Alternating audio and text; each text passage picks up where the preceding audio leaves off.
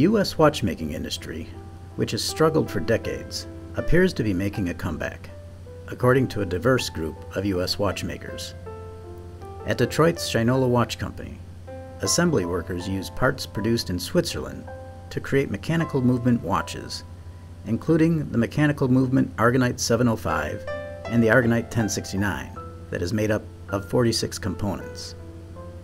Over in Pennsylvania, at the RGM Watch Company, owner Roland G. Murphy, who has been called the last great American watchmaker, designs and builds high-end classical watches, such as the Pennsylvania Tourbillon, which sells for nearly $100,000.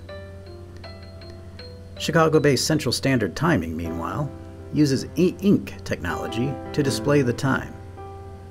And in Hawaii, scientist-turned-watchmaker John Patterson, owner of Bathy's Hawaii Watch Company, has created the world's first cesium-powered atomic wristwatch.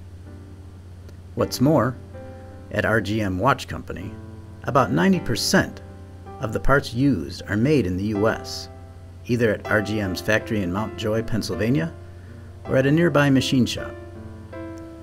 While Murphy uses CNC mills, lathes, and other technology at his facility, the one thing that sets Murphy apart is the ornate decoration on the high-end watches that are created with an etching technique known as guilloche.